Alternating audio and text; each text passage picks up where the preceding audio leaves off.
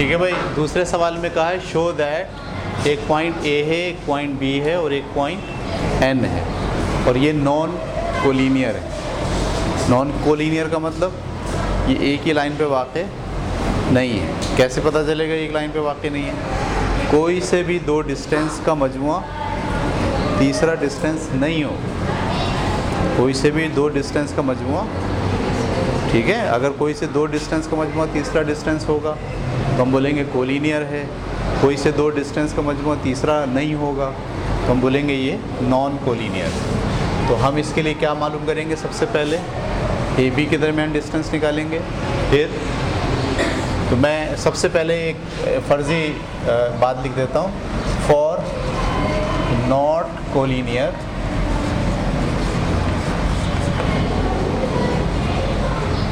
Non collinear के लिए क्या शर्त है कि ए बी, ए से लेके बी तक का फासला बराबर नहीं होना चाहिए। किससे? बी से लेके एन तक के फासले के लिए और ए से लेके एन तक, ए से लेके एन तक का फासला, टोटल जो फासला है वो बराबर नहीं होना चाहिए। बी से लेके एन तक का फासला और ए से लेके बी तक का फासला। तो इसको आप ले लें ए से लेके बी तक का फासला, और तो ये बराबर नहीं होना चाहिए। अब हमें ए एन भी निकालना है, ए बी भी निकालना है और बी एन भी निकालना है। तो हम सबसे पहले क्या निकाल रहे हैं? A N. अच्छा जी, ए एन के लिए ए क्या है हमारे पास? -1, 0 और एन क्या है हमारे पास? 0, √3। इसके लिहाज से सोचें तो x1 क्या बना? -1 और y1 क्या बना? 0।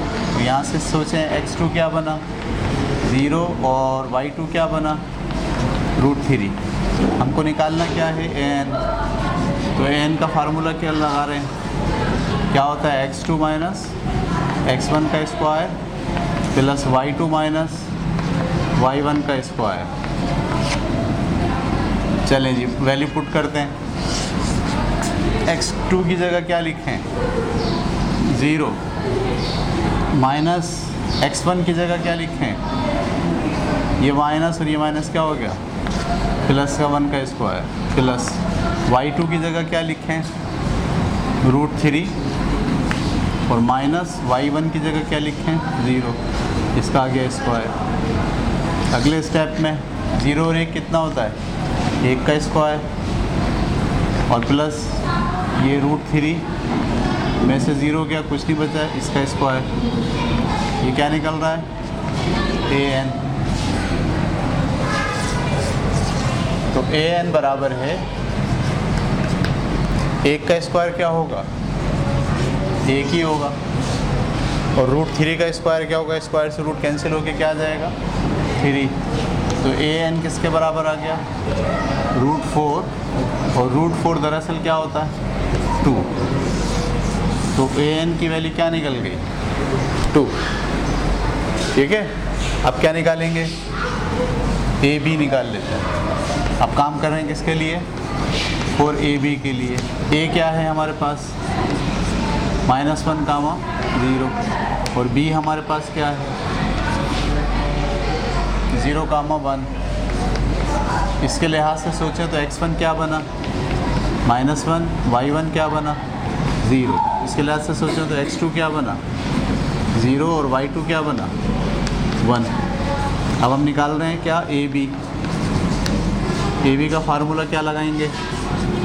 x2 माइनस x1 का square plus y2 minus y1 का स्क्वायर। वैल्यूज़ पुट करते हैं। x2 की जगह क्या लिखूं? 0 और x1 की जगह क्या लिखूं? -1 तो ये प्लस का 1 हो गया, प्लस y2 की जगह क्या लिखूं? 1 माइनस इसकी जगह क्या लिखूं? 0।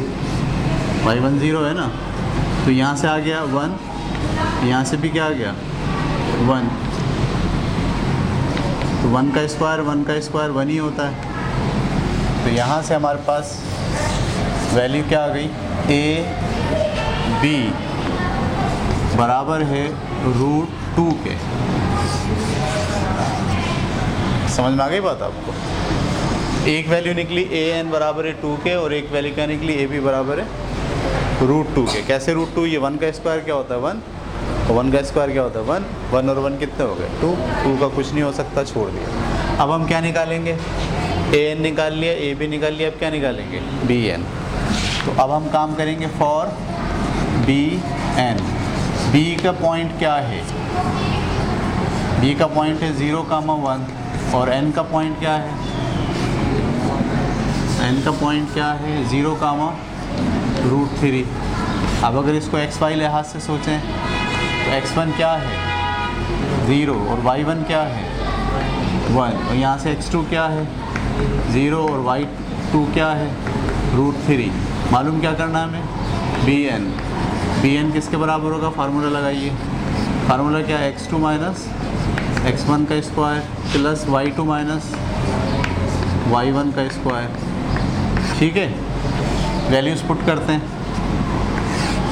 x2 की जगह क्या लिखेंगे आप 0 माइनस x1 की जगह क्या लिखेंगे 0, इसका स्क्वायर आ गया, प्लस y2 की जगह क्या लिखेंगे √3 और माइनस y1 की जगह क्या लिखेंगे इसका स्क्वायर। समझ में आ गई बात आपको? तो यहाँ से bn निकला, ये तो ख़त्म हो गया 0 माइनस 0 और ये क्या आ गया √3 माइनस 1 और इसका क्या है स्क्वायर। स्क्वायर से ये वाला रूट क्या हो गया? तो bn की वैल्यू क्या आ गई √3 माइनस का 1। ठीक है, अब हमारे पास 3 वैल्यूज़ हो गई, एक an, एक ab और एक bn। इनमें से कोई सी 2 का मजमू तीसरा नहीं बनता। सही है, तो ये तीनों मिलके ये वाली कंडीशन को पूरा नहीं कर रहे। तो यहाँ आखिर में आप एक जुमला लिखेंगे इंग्लिश में, These 3 points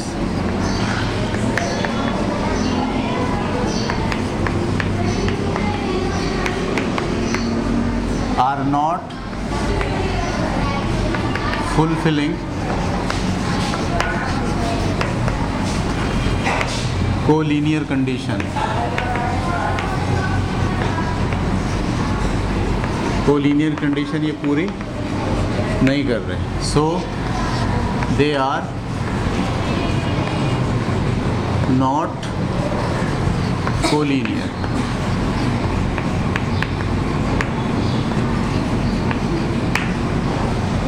हैंस प्रूव्ड।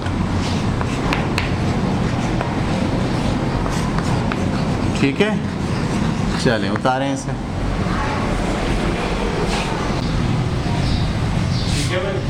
अब हम कर रहे हैं तीसरा सवाल।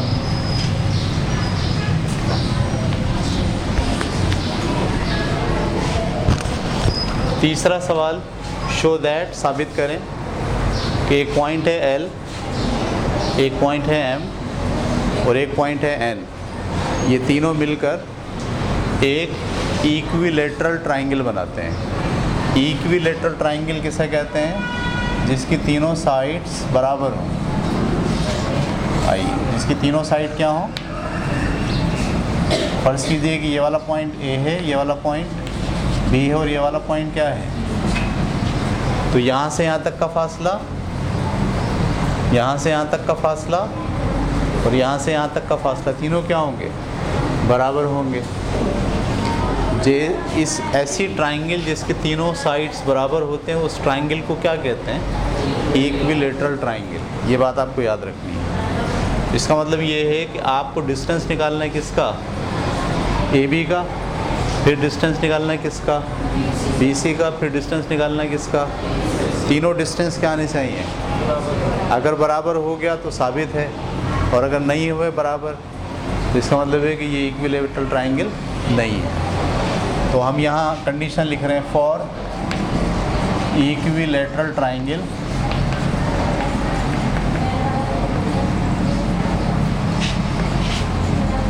फॉर इक्विलेटरल ट्राइंगल क्या होना चाहिए? जो AB है वो बराबर होना चाहिए किसके? BC के, और ये किसके बराबर होना चाहिए? AC के। ये बात समझ पाए आप लोग या नहीं? ए बी किसके बराबर होगा और बी सी किसके बराबर होगा, ठीक है। तो अब हमको पहले क्या निकालना है, ए बी, फिर क्या निकालना है, बी सी, फिर क्या निकालना है, ए सी।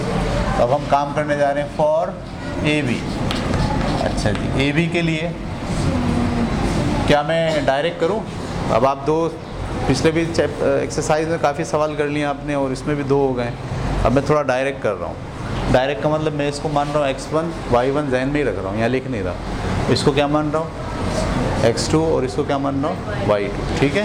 तो मैंने लिखा ए बी बराबर है, पहले मैंने लिखा फार्मूला क्या होता है x2 minus x1 plus y2 minus, दोनों पे स्क्वायर भी हैं। अच्छा जी, अब मैं डायरेक्ट वैल्यूज़ पुट कर रहा हूँ। x2 की जगह क्या लिखूँ, ये मेरा x2 है -1, माइनस x1 की जगह क्या लिखूँ, ये मेरा x1 है, 0 लिख दिया मैंने स्क्वायर, प्लस y2 की जगह क्या लिखूँ, ये मेरा y2 है 0, माइनस y1 की जगह क्या लिखूँ, √3।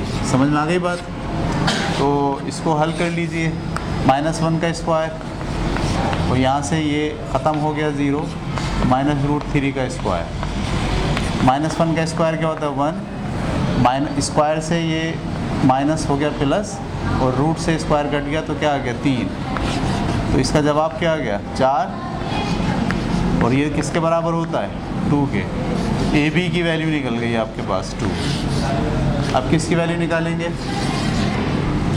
For B C. अब हम काम कर रहे हैं बी सी के लिए। तो बी सी का फार्मूला क्या होगा, पहले मैं फार्मूला लिख रहा हूँ x2, ए बी तो है ही नहीं इसमें,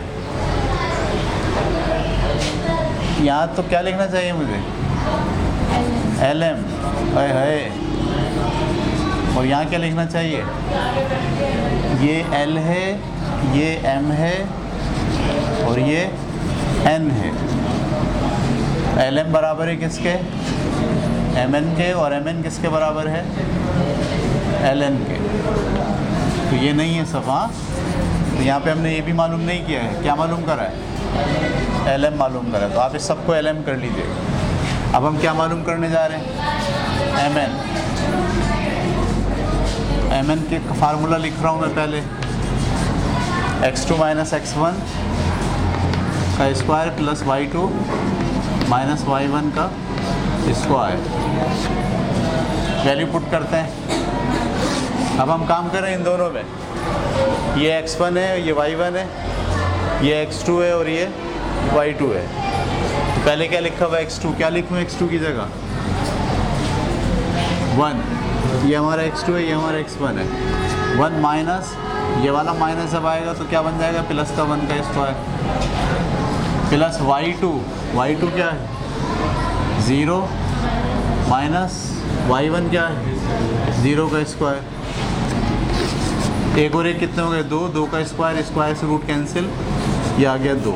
किसके बराबर है ये MN। देखिए दोनों तो बराबर आ गए, सही है। अब क्या निकालेंगे बोलें LN। तो LN का फार्मूला क्या है, पहले फार्मूला लिख रहा हूँ, √x2 माइनस x1 का square plus y2 minus y1 का स्क्वायर। वैल्यू पुट कर रहा हूँ LN, x2 और x1, ये हमारा x2 है तो ये हमारा x1 है, तो 1 माइनस 0, ये हमारा y2 है, ये y1 है, तो 0 माइनस का √3, ठीक है। तो LN बराबर है, यहाँ से आ गया 1 का स्क्वायर, यहाँ से आ गया माइनस √3 का स्क्वायर, स्क्वायर से ये दोनों कट गए, यहाँ से बचा 1, यहाँ से बचा 3, 1 और 3 कितने होते हैं 4, और 4 का स्क्वायर रूट क्या आएगा 2। तो LN क्या है, तो आपके पास LM की वैल्यू बराबर है किसके LN की वैल्यू के, और LN की वैल्यू बराबर है किसके mn की वैल्यू है। क्योंकि ये तीनों बराबर हैं तो ये दरअसल क्या है, एक इक्विलैटरल ट्रायंगल है, हेंस प्रूफ।